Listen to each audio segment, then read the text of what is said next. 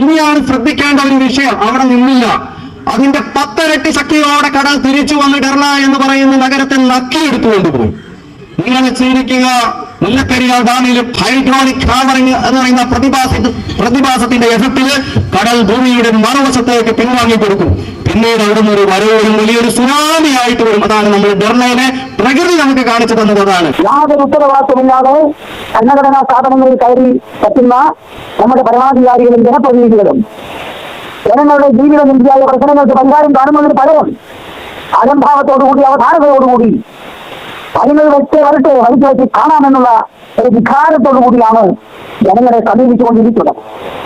അതിന്റെ ദുരന്തങ്ങളുടെ പരമ്പരയാണ് കേരളത്തിൽ ഈ കഴിഞ്ഞ ഇന്നമടക്കം നമ്മൾ കണ്ടത്. അതിനാൽ ഒരു വലിയ ദുരന്തമാണ് അവിടെ നടന്നത്. ക്ഷണിച്ചു വരുത്തപ്പെട്ട ദുരന്തം എന്ന് തന്നെ അതിൽ പറയണം. ഇതിനെ നമ്മൾ ആക്ഷേപിക്കുകയില്ല. ഏതെങ്കിലും ഭരണാധികാരികളെയോ ഭരണകൂടത്തെയോ അപമാനിക്കാൻ വേണ്ടി അല്ല പറയുന്നത്.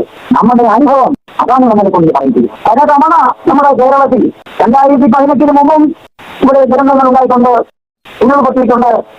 2018 പ്രളയം വന്നു, 2019 24 വന്നു പ്രളയം, മറ്റൊക്കെ അനവധി ദുരന്തങ്ങൾ അതിനോടനുബന്ധമായി. നമ്മൾ വല്ലതും പഠിച്ചോ? പഠിക്കാൻ ശ്രമിച്ചോ? ഭരണാധികാരികൾ ഒന്നും ചെയ്തില്ല, ഒന്നും പഠിച്ചില്ല. പ്രകൃതിയുടെ പാഠങ്ങൾ പഠിക്കുവാൻ നമ്മൾ നമ്മുടെ കണ്ണുകളും കാതുകളും ഒക്കെ തുറന്നു വയ്ക്കണം. പ്രകൃതി പാഠങ്ങൾ ഉൾക്കൊള്ളുവാൻ നമ്മൾ തയ്യാറാവണം. പ്രകൃതി വിനാ പ്രസക്തിയില്ല ഒന്നിനുമിവിടെ എന്നതാണ് വസ്തുത. പ്രകൃതിയെ നിരാകരിച്ചുകൊണ്ട്, അതിനെ അവഗണിച്ചുകൊണ്ട്, അതിനെ കടന്നാക്രമിച്ചുകൊണ്ട്, അതിനെ ഇല്ലായ്മ ചെയ്തുകൊണ്ട് പോയാൽ നമുക്ക് വല്ലായ്മകളായിരിക്കും, അതിന്റെ പരമ്പരകളായിരിക്കും നമുക്ക് പ്രതിഫലമായി കിട്ടുന്നതെന്നുള്ളതിന്റെ ഒരു ഗുണപാഠം കൂടിയാണ് വയനാട്ടിൽ നമ്മൾ കണ്ടത്. അർദ്ധരാത്രിയുടെ ആഴങ്ങളിൽ സ്വപ്നങ്ങൾ കണ്ടുകൊണ്ട് കിടന്ന നമ്മുടെ സഹോദരന്മാരെ പല തുറകളിൽപ്പെട്ടവര് 45 കിലോമീറ്റർ വേഗതയിൽ എടുത്തു മറിച്ച ഒരു കുന്നും അതിനകത്തുള്ള പാറകൃതങ്ങളും മരങ്ങളും പാലങ്ങളും എല്ലാം കൂടി പൂങ്കാര ശബ്ദത്തോടുകൂടി കടന്നു വന്നപ്പോൾ അവിടെ ഉണ്ടായത് ഒരു വലിയ ഭീകരമായ ഒരവസ്ഥാന്തരമാണ്. അനേകം ആളുകൾ അപ്രത്യക്ഷരായി ക്ഷണനേരം കൊണ്ട് കുറച്ചാളുകൾ നമുക്ക് തിരിച്ചു കിട്ടിയെങ്കിലും എത്രയോ പറഞ്ഞ ആളുകളാണ് അവിടെ മരിച്ചതെന്ന് ആർക്കും ഒരു കണക്കില്ല, സർക്കാരിനുമില്ല. അവിടുത്തെ 3 പഞ്ചായത്തുകളിലായിട്ടാണ് ഇത് സംഭവിച്ചത്. അതിനെ പ്രതിരോധിക്കുവാൻ അവിടെ ഒരു സംവിധാനത്തിനും കഴിയില്ല. ഇപ്പോൾ നമ്മൾ സംവിധാനങ്ങളെ ഒരുക്കി വരുത്തിയിട്ട് പരിശ്രമിക്കാൻ ഇപ്പോഴാണ് തുടങ്ങുന്നത്. വെള്ളമെല്ലാം ഒഴുകി പോയിട്ട് ചെറുകിട്ടിയിട്ട് എന്താണ് സാർ ഫലം? നമ്മുടെ ജനങ്ങളുടെ ജീവനും സ്വത്തിനും സംരക്ഷണം കൊടുക്കണമെന്നുള്ള ഭരണഘടനാ ബാധ്യത, ആ ഉത്തരവാദിത്വം അല്പമെങ്കിലും മനസ്സിലുണ്ടായിരുന്നുവെങ്കിൽ ഇതൊരു കൊടും ചതിയായി നമുക്ക് കാണേണ്ടി വരും. ഇത് പ്രതീക്ഷിക്കാവുന്നതാണെന്ന് നമ്മളെ പഠിപ്പിച്ചിട്ടുണ്ട് കഴിഞ്ഞകാല അനുഭവങ്ങൾ. എന്നിട്ട് നമ്മളൊന്നും പഠിച്ചില്ല എന്നതിന്റെ ഫലമായിട്ടാണ്, ഫലമായിട്ടാണ് വയനാട്ടിൽ സംഭവിച്ചത്. ഇത് പ്രസക്തമായ മറ്റൊരു കാര്യം, ഇതിനേക്കാൾ വലിയ ഒരു ദുരന്തത്തിന് എല്ലാവിധ സാഹചര്യങ്ങളും ഒരുങ്ങി നിൽക്കുകയാണ്. ആരെയും ഭീഷണിപ്പെടുത്താനല്ല പറയുന്നത്, ഭരണകൂടത്തെ ആക്ഷേപിക്കാനല്ല പറയുന്നത്. ആശങ്കയുടെ മുൾമുനയിൽ നിൽക്കുന്ന ഓരോരുത്തരുടെ അനുഭവത്തിൽ നിന്നുകൊണ്ടാണ് ഞാനിത് പറയുന്നത്. എന്താണത്? അത് മറ്റൊന്നുമല്ല, മലമണ്ടയ്ക്ക് പർവ്വതത്തിന്റെ മുകളിൽ ഇരമ്പി നിൽക്കുന്ന ഒരു ജലബോംബ്, ഒരു അണുബോംബ്. നാഗത്ത് 6 ഹിരോഷിമയിൽ ആദ്യമായി അണുബോംബ് പറ്റിച്ച ദിവസമാണെന്ന്. അനേകായിരങ്ങള് അവിടെ എന്ത് മരിച്ചു. റേഡിയേഷനിന്റെ ഫലമായി ഇന്നും ജപ്പാൻകാർ ദുരിതം അനുഭവിക്കുകയാണ്. സാമ്പത്തികമായി ഓർത്തുകൊള്ളാം. അപ്പൊ അങ്ങനെ ഒരു അണുബോംബിന് സമാനമായിട്ട് മലമണ്ടയ്ക്ക് ഒരു ജലബോംബ് അവിടെ ഉണ്ടായിട്ട് ഏതാണ്ട് 130 വർഷമാകുന്നു. 130 വർഷം. എമ്മി കുക്കർ എന്ന് പറയുന്ന ഒരു എഞ്ചിനീയർ ആണ് 1865 മുല്ലപ്പെരിയാർ ഡിസൈൻ ചെയ്തത്, അവിടെ നിർമ്മിച്ചത്. 1895 കമ്മീഷൻ ചെയ്തു. അന്നത്തെ മഹാരാജാവും മറ്റും മനസ്സില്ലാ മനസ്സോട് കൂടിയാണ് ഒരു എഗ്രിമെന്റ് ഉണ്ടാക്കിയത് തമിഴ്നാടുമായിട്ട്. ബ്രിട്ടീഷുകാർ തോക്ക് ചൂണ്ടിക്കൊണ്ടാണ് രാജാവിനെ കീഴ്പ്പെടുത്തിയതെന്നാണ് നമുക്ക് മനസ്സിലാക്കാൻ കഴിയുന്നത്. ഇഷ്ടമില്ലാതെ തന്നെയാണ് അദ്ദേഹം ഒപ്പുവെച്ചത്. അവർക്ക് വെള്ളം കൊടുക്കാം എന്ന് നമ്മൾ സമ്മതിച്ചു. അത് ഉപയോഗിച്ച് കറണ്ട് ഉണ്ടാക്കുക, അതോടൊപ്പം തന്നെ നമുക്ക് അതിൽ നിന്നൊരു വരുമാനം കിട്ടുക എന്നുള്ളതും അതിലൊരു ഭാഗമായി. പക്ഷേ അതൊന്നും അല്ല ഇവിടെ സംഭവിച്ചത്. തമിഴ്നാട് പരമാവധി വെള്ളം കൊണ്ടുപോയി അവരുടെ 6-7 ജില്ലകളിൽ, 5 ജില്ലയാണ് അവിടെ കൃഷി നടത്തിക്കൊണ്ടിരിക്കുന്നത്. ഇപ്പോഴും അവരവരുടെ ജനതയ്ക്ക് ആവശ്യമായിട്ടുള്ള എല്ലാവിധ സൗകര്യങ്ങളും ഒരുക്കി കൊടുക്കുന്നതിന് തമിഴ്നാട് സർക്കാർ പ്രതിജ്ഞാബദ്ധരാണ്, യാതൊരുമാണ്. എന്നാൽ കേരളത്തിലെ സർക്കാരുകൾ ഒന്നും തന്നെ അതിന്റെ സംരക്ഷണ ചുമതല ഏറ്റെടുക്കുന്നില്ല എന്നതാണ് ഇപ്പോഴും നമ്മളെ ആകുലപ്പെടുത്തുന്നത്. നമ്മളെ വേദനിപ്പിക്കുന്നത് അതാണ്. തമിഴ്നാട്ടിലെ ജനങ്ങളുടെ ജീവിത നിലവാരം മെച്ചപ്പെടുത്തുന്നതിന്, അവർക്ക് വികസനം ഉറപ്പുവരുത്തുന്നതിന് നമ്മുടെ ജലം കൊണ്ടുപോയിക്കൊള്ളട്ടെ, അതിനകത്ത് യാതൊരു വിരോധവുമില്ല. പക്ഷെ 50 വർഷത്തെ കാലയളവ് പരിധി വെച്ചുകൊണ്ടാണ് ആ ഡാം നിർമ്മിച്ചിരിക്കുന്നത്. 50 വർഷമാണ് അതിന്റെ കാലാവധി. ഇന്നിപ്പോഴോ 130 വർഷത്തേക്ക് അടുത്തതാണ്. അത് കാലഹരണപ്പെട്ടു പോയി.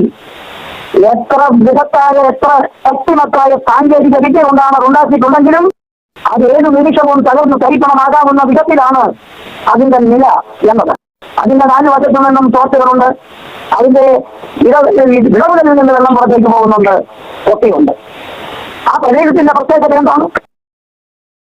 അത് ഒരു അതിതീവ്ര ഭൂകമ്പ പ്രദേശമാണ്.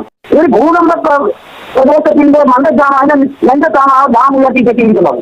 നിർഭാഗ്യവശാൽ ഒരു ഭൂമി വെളുക്കം ഉണ്ടായി കഴിഞ്ഞാൽ സ്കെയിലിൽ 6.something വരെ അവിടെ ഉണ്ടാക്കാമെന്നാണ് കണക്കാക്കപ്പെടുന്നത്. അങ്ങനെ ഉണ്ടായി കഴിഞ്ഞാൽ കേരളത്തിലെ 6 ജില്ലകളെ മാത്രമല്ല അത് വായിക്കേണ്ടതെന്നുള്ളതാണ് വസ്തുത.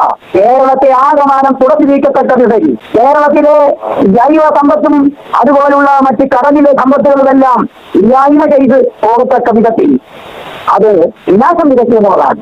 അത് പൊട്ടത്തില്ലെന്ന് പറയാൻ ഇവിടെ ആരെങ്കിലും കഴിയുമോ? ഇപ്പോഴെന്തുകൊണ്ട് പൊട്ടിയില്ല, പൊട്ടണം നമ്മൾ പറയുന്നതുമില്ല.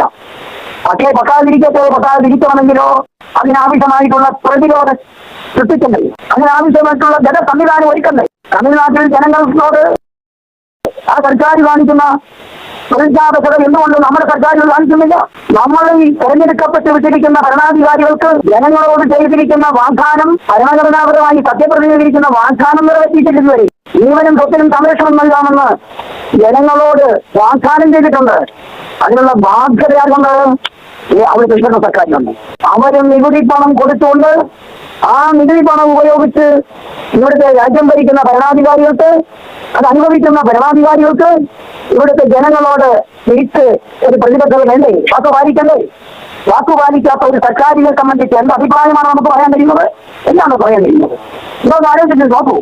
ഇത് പൊട്ടി വന്നു കഴിഞ്ഞാൽ പൊട്ടണം, ഞാൻ പറഞ്ഞല്ലോ, പൊട്ടണമെന്ന് നമുക്കൊരു ആശയമില്ല. പക്ഷേ വയനാട്ടിലെ ദുരന്തം കണ്ടപ്പോൾ നമുക്ക് ഇങ്ങനെ ആശങ്കപ്പെട്ടുകൂടെ? അതിനുള്ള അവകാശം ഇന്ത്യയിലെ പൗരന്മാർക്കില്ലേ? നമ്മുടെ ഭരണഘടന ഉറപ്പുവരുത്തുന്ന അവകാശങ്ങൾ നമുക്കില്ലേ? കേരളത്തിലെ ജനങ്ങൾക്കില്ലേ? മുല്ലപ്പെരിയാറിന്റെ കീഴിൽ ഉറക്കണ്ടിട്ട് കിടക്കുന്ന ആയിരങ്ങളില്ലേ? അവർക്ക് ഓർമ്മണ്ടേ? അവർക്ക് സ്വസ്ഥത കൊടുക്കണ്ടേ? അവരുടെ ജീവനും സ്വത്തിനും സംരക്ഷണം കൊടുക്കുന്നവരാണ് ഇവരുടെ സർക്കാരില്ലാതെ ഉഗാണ്ടയിൽ നിന്ന് ആളുകൾ വന്നാണോ അവർക്ക് സ്വസ്ഥത കൊടുക്കുന്നത്, അവർക്ക് സമാധാനം കൊടുക്കുന്നത്? അപ്പോൾ നമ്മൾ ആശങ്കപ്പെടുന്നതിന് വല്ല കുറ്റമുണ്ടോ? ഇത് പൊട്ടിപ്പോയാലുള്ള ദുരന്തത്തിനെ കുറിച്ച് ഞാൻ ഒന്ന് സൂചിപ്പിക്കുകയാണ്. ഞാൻ പറഞ്ഞില്ലേ, 3-3.5 മണിക്കൂർ കൊണ്ട് ഇത് പൊട്ടി തകർന്നു വന്നാൽ വരുന്ന വഴിക്കുള്ള എല്ലാ പ്രതിബന്ധങ്ങളെയും തകർത്തെറിഞ്ഞുകൊണ്ട് വൻമരങ്ങളെയും കുന്നുകളെയും പാറക്കൂട്ടങ്ങളെയും പാലങ്ങളെയും ഒക്കെ എടുത്ത് തകർത്തുകൊണ്ടായിരിക്കും ഊങ്കാര ശബ്ദത്തോടുകൂടി അറേബ്യൻ കടലിലേക്ക് ചെന്ന് വീഴുക. ഈ പഠനം വലിയൊരു പഠനമാണ്.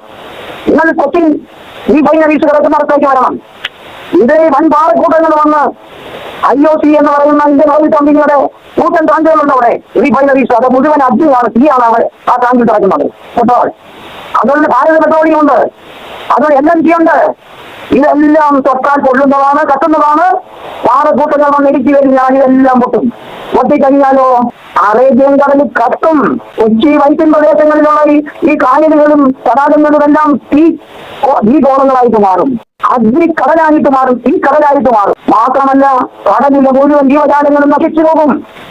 കരയിലെ എല്ലാ സംവിധാനങ്ങളും, എല്ലാ വ്യവസായ സ്ഥാപനങ്ങളും ജനങ്ങളടക്കം ഇല്ലാണ്ടാകും. പ്രതിരോധിക്കാൻ കഴിയുമോ? പ്രതിവിധിയുണ്ടോ? വലുതും നമ്മുടെ ആളുകൾക്ക് തൊഴിൽ ചെയ്യുന്ന വ്യവസായ സ്ഥാപനങ്ങൾ ഇല്ലാണ്ടാവും, കയറ്റ് നീക്കം ഇല്ലാണ്ടാവും, ഭക്ഷണ പദാർത്ഥങ്ങൾ ഇല്ലാതെ ആളുകൾ വലയും. അങ്ങനെ ജീവിത ജനിച്ചായിട്ടുള്ള യൂറോപ്പിന്റെ നാനാ തുറകളിലും അഗ്നി വാരി വിതറിക്കൊണ്ടായിരിക്കും ഈ ദുരന്തം വ്യാപിക്കുന്നത്. അങ്ങനെ കേരളമില്ലാതെ പോകും. കേരളം ചരിത്രത്തിൽ രേഖപ്പെടുത്തേണ്ട ഒരു സ്ഥിതി വരും. ഇത് ഭീഷണിപ്പെടുത്താനല്ലെങ്കിൽ സദവിരവം ഭരണകൂടങ്ങൾ ശ്രദ്ധിക്കേണ്ട കാര്യങ്ങളാണ്. അത് ശ്രദ്ധിക്കാത്തത് കൊണ്ടാണ് എനിക്കിത് പറയുന്നത്. ഒരു മനുഷ്യ സ്നേഹി എന്നുള്ള നിലയിലാണ് ഞാനിത് പറയുന്നത്. എന്റെ മനുഷ്യത്വം പറ്റിപ്പോകാത്തത് കൊണ്ടാണ് ഞാൻ ഇതിനെക്കുറിച്ച് ഗൗരവപൂർവ്വം സംസാരിക്കുന്നത്. എന്നെ പോലെ ഒരു ജൈവ കരികാരമാണ് മറ്റുള്ളവരും. എന്നെ പോലെ എല്ലാവിധ സുഖസൗകര്യങ്ങളും ദുഃഖങ്ങളും ഒക്കെ അനുഭവിക്കാനുള്ള ഒരു പച്ച മനുഷ്യരാണ് നമ്മുടെ ചുറ്റുമുള്ളത്. അതിന്റെ കൗമാര യൗവന വാർദ്ധക്യങ്ങൾ തെറ്റി എഴുതി വെച്ചിരിക്കുന്ന കരികാരം പോലുള്ള ഒരു സാധനമാണ്. ഇത് എവിടെങ്കിലും അടിയേറ്റി കഴിഞ്ഞാൽ, കയറ്റി കഴിഞ്ഞാൽ തിരിച്ച് അവർ ജീവിക്കാൻ സാധ്യമല്ല. അപ്പൊ അങ്ങനെയുള്ള ഈ മനുഷ്യരെ സംരക്ഷിക്കാൻ പ്രതിജ്ഞാബദ്ധരായിട്ടുള്ള ജനങ്ങളുടെ സമ്മതിദാന അവകാശം ഇതിന്റെ ഫലമായിട്ട് സെക്രട്ടേറിയറ്റിലും ഭരണഘടനാ സ്ഥാപനങ്ങളിലും അന്ന് സുപ്രീം കോടതി മുതൽ ഇന്ന് വില്ലേജ് ഓഫീസർ വരെയുള്ള ഭരണഘടനാ സ്ഥാപനങ്ങളിൽ ഇരിക്കുന്നവർക്ക് ജനങ്ങളോട് എന്തുണ്ട് പ്രതിബദ്ധത വേണം, ഉത്തരവാദിത്വ ബോധം വേണം. അവരുടെ ചില്ലി പൈസ എടുത്ത് അനുഭവിക്കുന്ന ഭരണാധികാരികൾ അവരോട് കൂറ് പുലർത്തണം, അവരോട് സത്യസന്ധമായി ഇടപെടണം. അവരെ ആശങ്കപ്പെടുത്താനല്ല, ആകുലപ്പെടുത്താനല്ല, അവർക്ക് സ്വസ്ഥതയും സമാധാനവും ശാന്തിയും സർവോപരി ജീവിക്കാനുള്ള എല്ലാ സാഹചര്യങ്ങളും ഒരുക്കി കൊടുക്കുന്നത് ഒരു യഥാർത്ഥ ഭരണാധികാരി അല്ലെങ്കിൽ ഒരു ഭരണകൂടത്തിന്റെ കടമയാണ്, കർത്തവ്യമാണ്. അത് അവർ ചെയ്തിട്ടുണ്ടോ എന്ന് ആത്മപരിശോധന നടത്തണം. അവർ ചെയ്തിട്ടില്ല.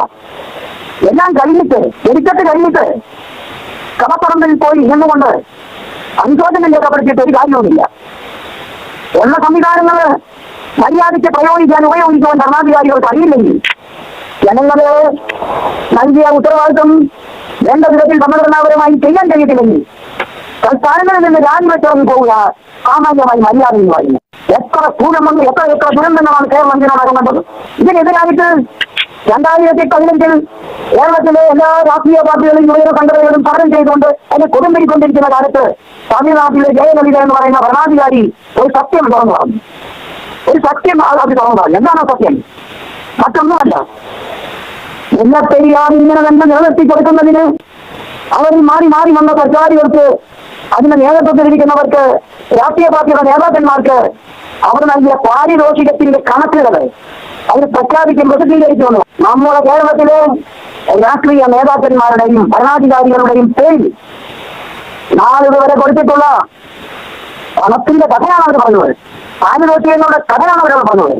ഇവരുടെ പേരിൽ തമിഴ്നാട്ടിൽ പലയിടത്തും ഭൂസ്വത്തുക്കൾ ആരാണ് എന്താണെന്നൊന്നും പറയുന്നില്ല. ഇനി ചെലവില്ലാഞ്ഞിട്ടല്ല, ഇതൊരു വലിയ ഗുണമാണ്. അപ്പൊ അന്നുവരെ സമരം നടത്തിക്കൊണ്ടിരുന്ന ഈ രാഷ്ട്രീയ പാർട്ടികൾ എന്തുകൊണ്ട് പിന്നീട് ഈ നിമിഷം വരെ സമരത്തിന് തയ്യാറുണ്ടായി? ഭരിക്കുന്നവരും പ്രതിപക്ഷത്തിരിക്കുന്നവരും ഇന്ന് വരെ ഈ മുല്ലപ്പെരിയാറിനെതിരായിട്ട് തമിഴ്നാടിന്റെ ഈ ചെയ്തികൾക്കെതിരായിട്ട് കാണാവുന്ന രക്ഷകം പറയാത്തത് എന്തുകൊണ്ട്? എവിടെ ഇവിടുത്തെ ഭരണകക്ഷിക്ക് അനുകൂലമായി പ്രവർത്തിക്കുന്ന ദീപം ഇസുകാർ, എവിടെ ഇവിടുത്തെ യൂത്ത് കോൺഗ്രസുകാർ, എവിടെ മറ്റുള്ള ഭരണാധികാരികളും രാഷ്ട്രീയ പാർട്ടികളും എന്തുകൊണ്ടാണ് ശബ്ദിക്കാത്തത്?